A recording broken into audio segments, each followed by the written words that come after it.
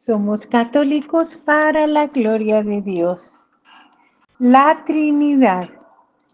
Vamos a observar que en el credo de los apóstoles está dividido en tres grandes secciones. Cada una empieza con la frase creo.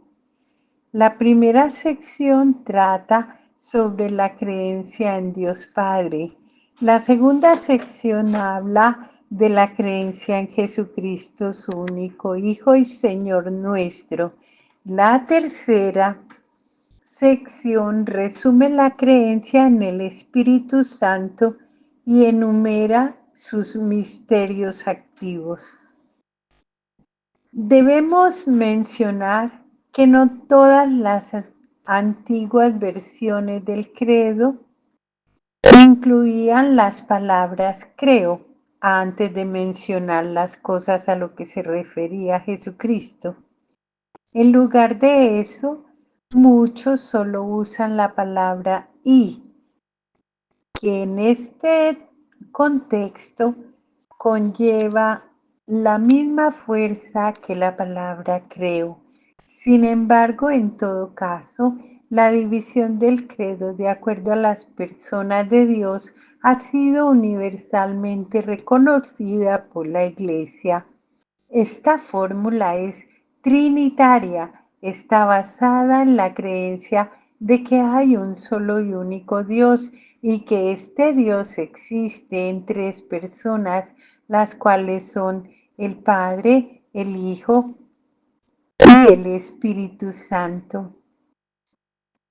Esta es la misma fórmula que encontramos en pasajes como Mateo 28:19, donde Jesús les da a sus discípulos esta comisión. Cito: Por tanto, id y haced discípulos a todas las naciones, bautizándolos en el nombre del Padre y del Hijo y del Espíritu Santo. Aquí, al igual que en el credo de los apóstoles, encontramos la mención de estos tres nombres juntos y en iguales términos que implican que mientras el Padre, el Hijo y el Espíritu Santo son personas distintas, estas personas son un solo y único Dios. Ahora tenemos que admitir que el credo de los apóstoles no menciona de forma específica la palabra Trinidad, ni especifica sus detalles. Pero recordemos que el credo tenía la intención de hacer un resumen de las creencias, no un estudio comprensivo de la fe. Cuando el credo fue usado en la liturgia de la iglesia, todos en la iglesia conocían que al hacer mención de estas tres personas, de esta forma se tenía implícito el concepto de la Trinidad. No todos los cristianos entienden el significado completo de la palabra Trinidad, por lo que debemos de explicarla.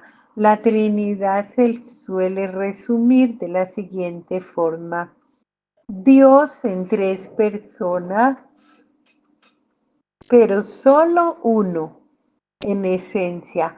Por el término persona queremos decir una personalidad consciente de sí misma. Por el término esencia nos referimos a la naturaleza fundamental de Dios, a la sustancia de la cual Él consiste. El concepto de la Trinidad es muy difícil para los seres humanos de entender. La existencia y naturaleza de Dios están más allá de nuestro campo de experiencia y es difícil para nosotros el asimilarlo. Incluso la Trinidad es una de las más distintivas creencias del cristianismo. ¿Cómo pudo esta doctrina tan compleja llegar a ser un importante pilar de la teología cristiana? La Trinidad es algo con lo cual te topas cuando lees la Biblia de una manera holística. Vemos que el Padre es claramente Dios y que el Hijo es claramente Dios y que el Espíritu Santo es claramente Dios en sus distintas personas. Por lo tanto, es importante sintetizar la enseñanza de la Escritura con la doctrina de la Trinidad. La doctrina de la Trinidad se convirtió en una piedra angular de la teología cristiana.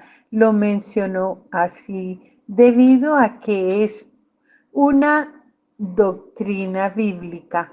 Ahora debemos de tener cuidado en cómo la entendemos debido a que la palabra Trinidad no aparece en la escritura, pero el concepto sí se encuentra.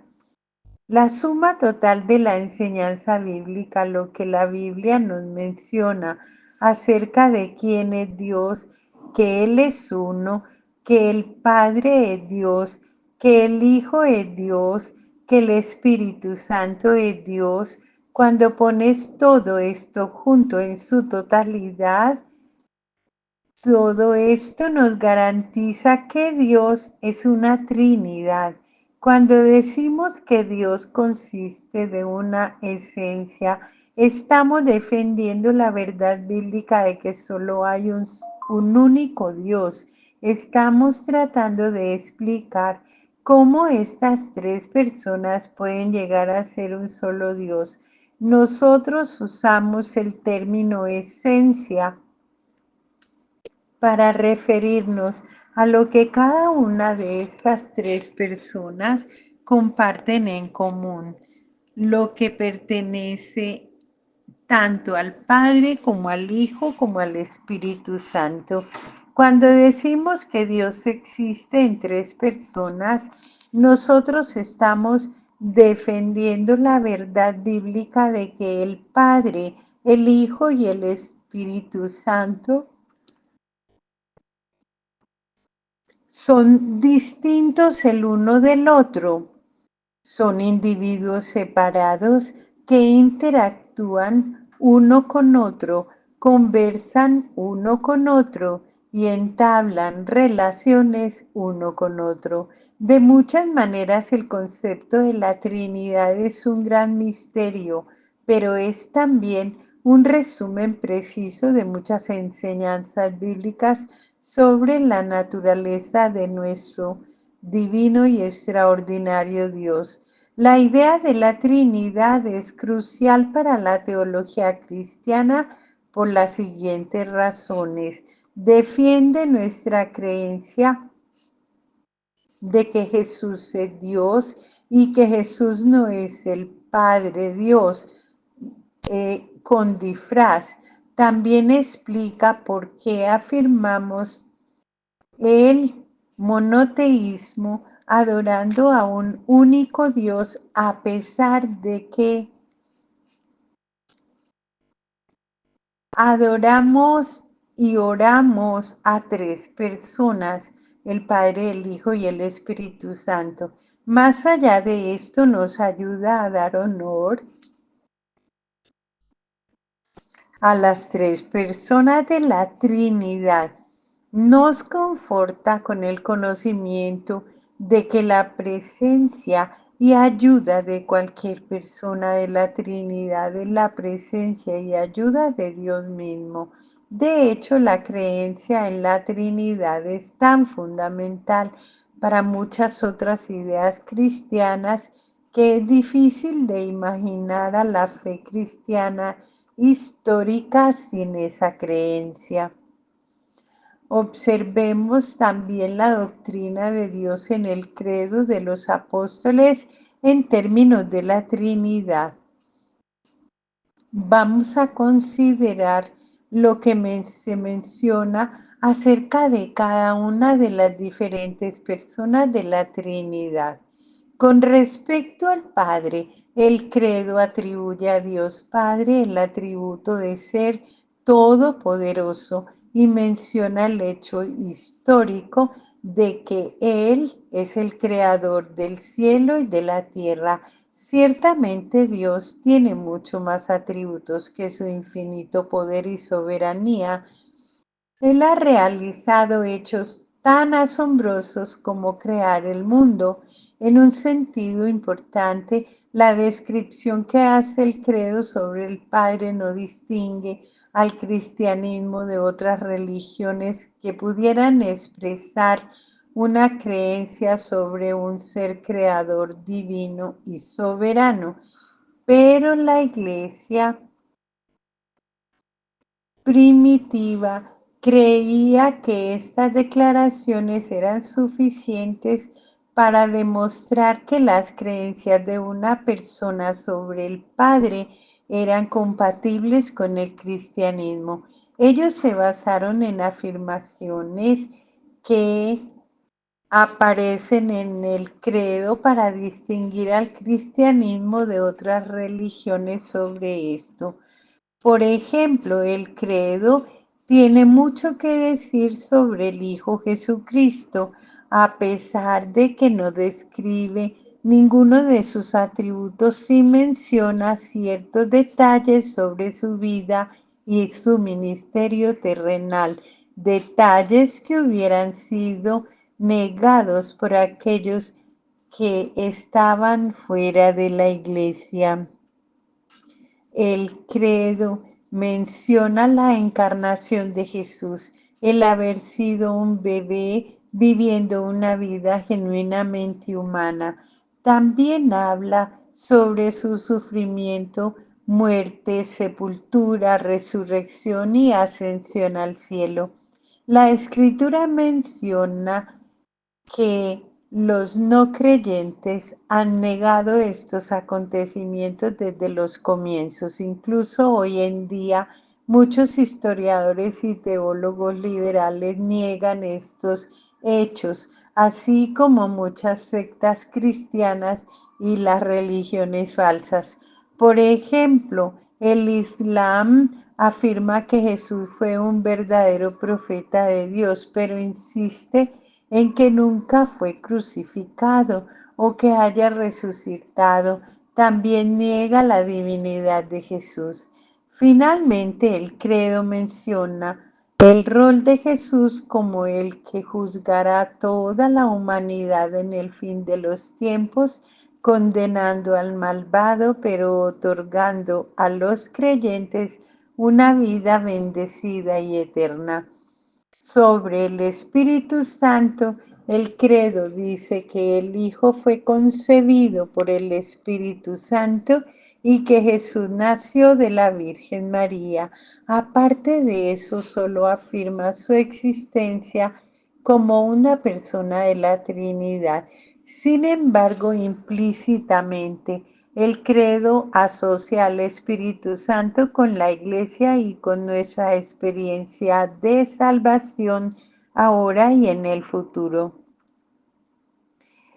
Sobre cada persona de la Trinidad hay mucho que hablar, pero por ahora mencionamos lo más importante, que era afirmar el trinitarismo y hablar también de cada persona de la Trinidad en formas que son centrales para la fe cristiana. Mientras que estas afirmaciones no eran extensivas, el credo dice lo necesario acerca de Dios y las personas de la Trinidad para distinguir a aquellos que afirman la fe cristiana histórica de aquellos que no creen en dichas afirmaciones.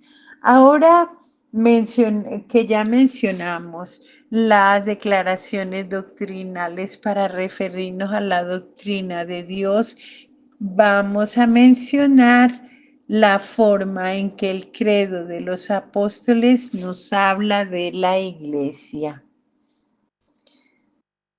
La iglesia. El credo de los apóstoles describe a la iglesia en dos frases diferentes. Primero, La Iglesia es llamada la Santa Iglesia Universal. Segundo, la Iglesia es descrita como la comunión de los santos. Estas frases han sido interpretadas de muchas maneras diferentes. Nosotros miraremos detalladamente, mencionando simplemente que la frase la Santa Iglesia Universal, originalmente llamada la Santa Iglesia Católica, no se refiere a la Iglesia Católica Romana, se refiere a la Iglesia en todas las partes alrededor del mundo. Podrá parecer extraño para muchos protestantes el creer y pensar en la Iglesia de una forma específica. Entonces podría ser de ayuda tratar de explicar que cuando el credo menciona creo en la Iglesia, no quiere decir que nosotros ponemos nuestra fe en la Iglesia, más bien significa que nosotros afirmamos la creencia de que la Iglesia es tanto santa o santificada y católica o universal. También afirmamos la creencia de que existe una comunión de los santos, esto es, una comunión de creyentes. En estos puntos del cristianismo histórico se ha insistido en la importancia de la Iglesia. En la Iglesia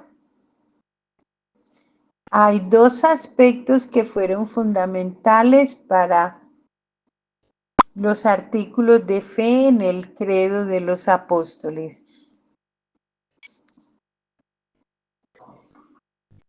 Por una parte, observaremos a la participación de la Iglesia y por otra parte veremos la preservación doctrinal de la Iglesia. Cuando el credo dice creo en la Santa Iglesia, enfatiza la importancia de participación en la Iglesia. Por supuesto, en la historia de la Iglesia cristiana ha habido mucha gente que ha querido tener a Dios como su Padre y a Jesús como su Señor y al Espíritu Santo como su defensor, pero no han querido formar parte de la Iglesia visible. Podemos ver en Hebreos capítulo 10, verso 25, no dejamos de congregarnos como algunos tienen por costumbre. Incluso en el primer siglo, algunos creyentes que profesan su fe querían evitar el asistir a la iglesia para adorar, enseñar y tener comunión. La escritura nos enseña que la iglesia es importante y necesaria para nosotros los cristianos. Por supuesto que aquellos que usaron el credo originalmente no eran de las personas que no se congregaban. Al contrario, el credo fue usado particularmente en los servicios de la iglesia. El credo era afirmado por aquellos que llegaban a la iglesia para bautizarse. Al afirmar esto, las personas podían formar parte de la iglesia y asistir a las reuniones. Este es el modelo que el credo nos pone de ejemplo para que nosotros lo sigamos. En el mundo moderno nos encontramos con cristianos que evitan la iglesia.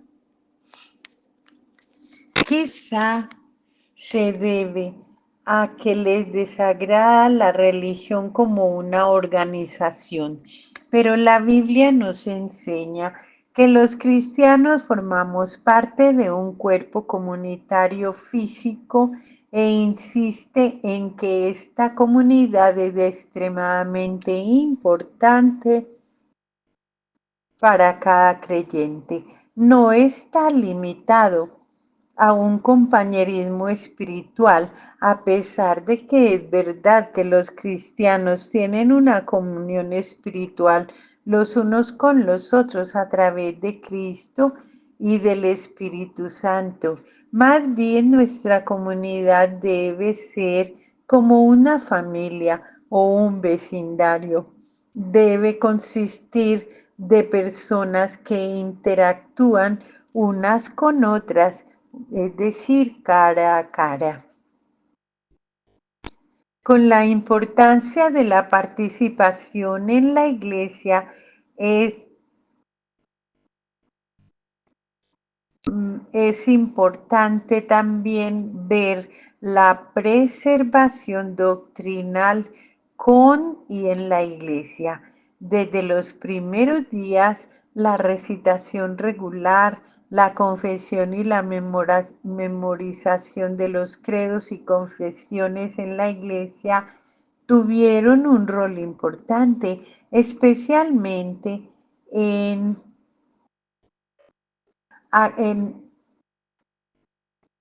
sociedades como en el mundo del primer siglo y al comienzo del cristianismo, donde el nivel de alfabetismo era muy bajo. Muy poca gente podía leer y de los pocos que podían leer, muy pocos tenían una Biblia.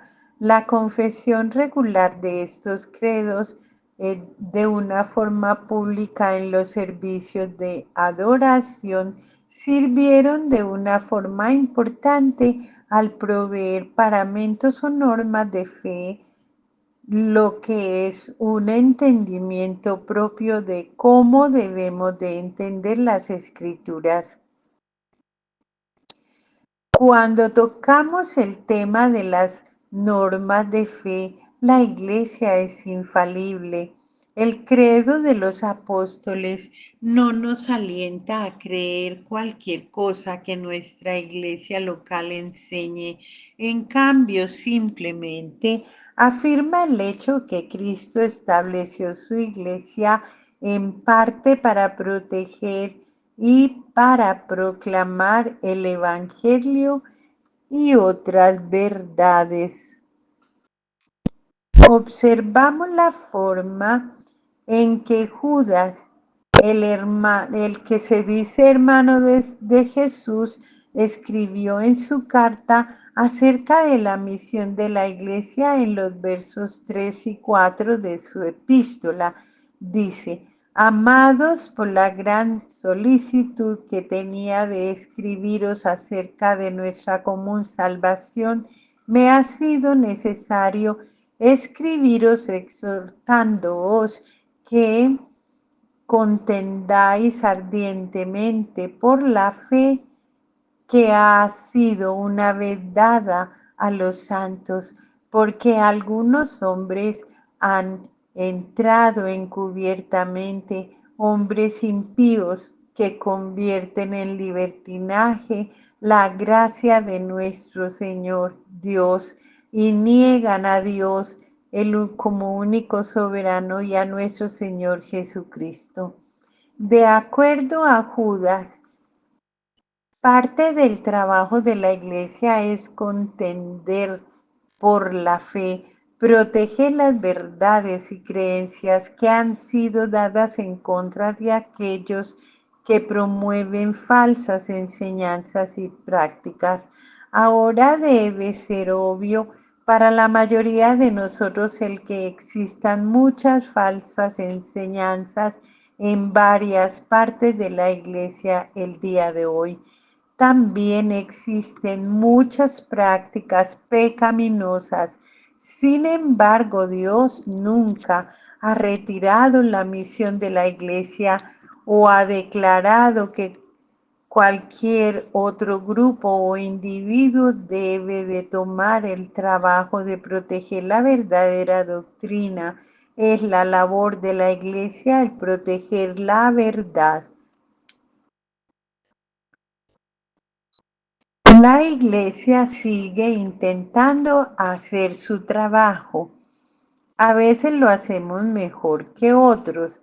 Algunas partes de nuestra teología son fieles a la escritura, pero otras necesitan ser un poco mejoradas o incluso cambiadas completamente.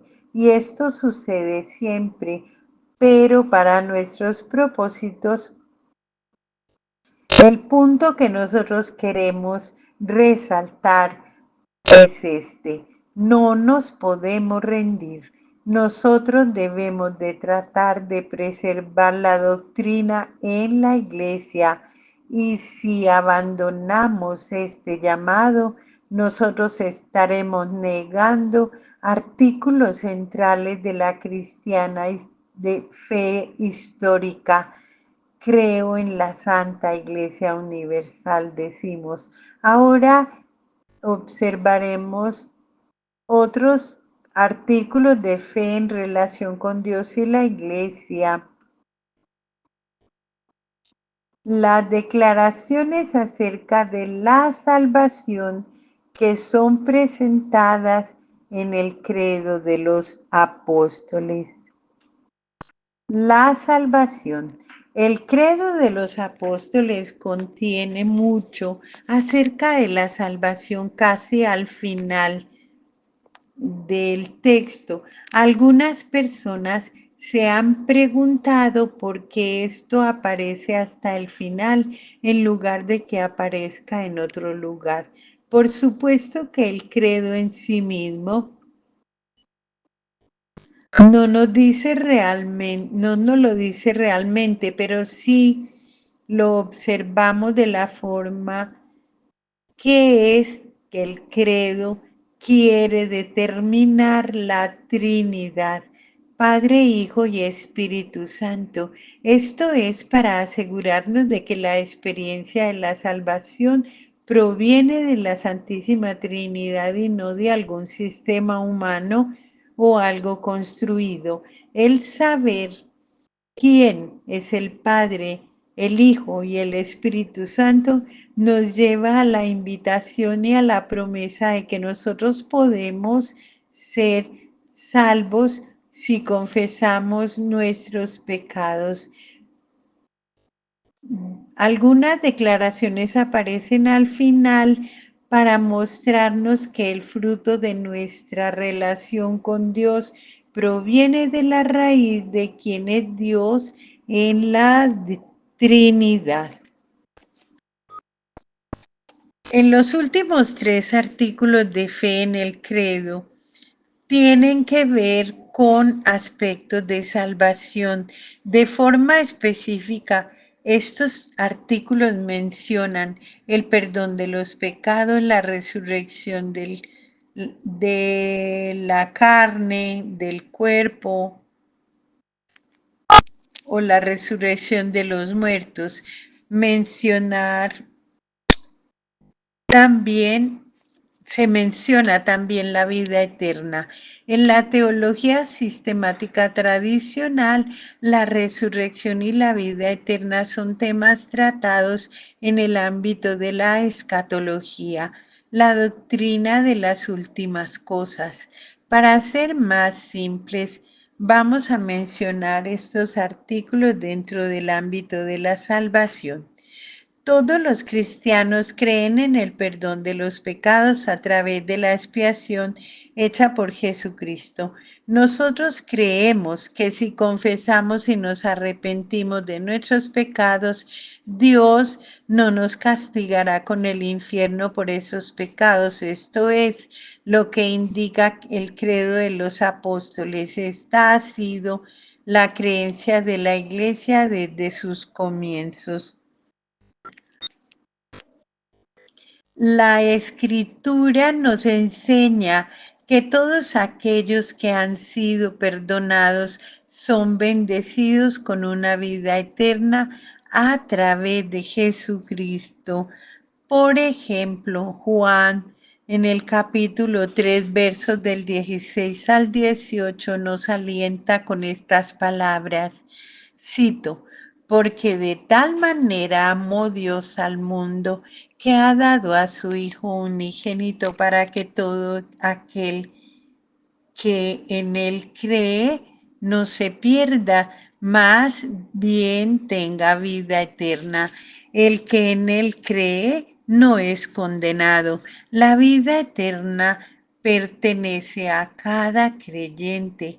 En cierto sentido, comienza en el momento en que creemos, debido a que nuestras almas se les da una nueva vida y ya no perecerá. En la naturaleza de la vida eterna afirmada por el credo a veces sorprende a los cristianos modernos. Específicamente, el credo habla acerca de la resurrección de los muertos o del cuerpo o de la carne. Algunas veces los cristianos erróneamente piensan que el credo se refiere a la resurrección de Jesús, pero esto no es así. La resurrección de Jesús es mencionada antes en el credo al decir, al tercer día resucitó de entre los muertos. En cambio, cuando el credo habla de la resurrección del cuerpo, se refiere a la enseñanza bíblica de que todas las personas resucitarán en el día del juicio y que esas personas irán a sus destinos eternos, no como espíritus sin cuerpo, sino glorificados como criaturas corporales. Esto es consistente con la enseñanza de la Escritura y ha sido un artículo de fe en la Iglesia por miles de años. Como Jesús enseñó a Juan, capítulo 5, versos del 28 y 29. Vendrá ahora cuando todos los que están en los sepulcros oirán la voz del Hijo, y los que hicieron lo bueno saldrán a la resurrección de la vida, y los que hicieron lo malo a la resurrección de condenación. Las declaraciones del credo acerca de la salvación son enseñanzas claramente escritas en la Biblia y siempre han sido recibidas por las iglesias bíblicas. Aún así, muchas personas modernas que afirman seguir a Cristo rechazan estas básicas enseñanzas fundamentales. Hay algunos que niegan que Dios nos traiga a cuentas por nuestros pecados y que insisten en que el perdón de los pecados no es necesario confesarlo. Hay algunos no creyentes en nuestras iglesias que dicen que esta vida es todo lo que hay y que lo que llamamos la vida eterna está limitada a nuestro tiempo en la tierra, en nuestros cuerpos físicos. Hay muchas personas que creen de forma equivocada que nosotros pasaremos nuestra eternidad como espíritus sin cuerpo en el cielo. Por razones como esta, los artículos que vemos en el credo de los apóstoles tan importantes son irrelevantes para la iglesia hoy en día como lo fueron en los primeros siglos.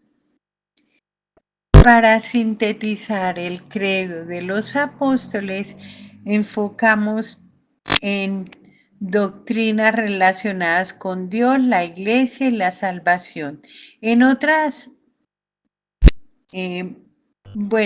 más adelante exploraremos cada uno de los conceptos.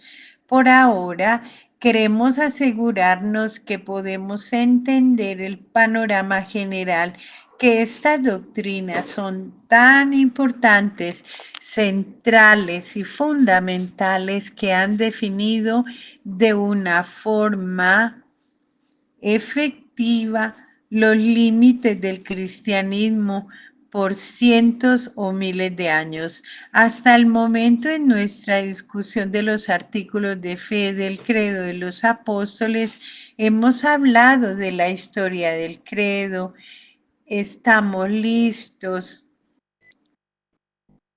para la perspectiva general de su teología que podemos observar a continuación. Esta importancia en los artículos de fe que son enumerados en el credo de los apóstoles. Continuamos.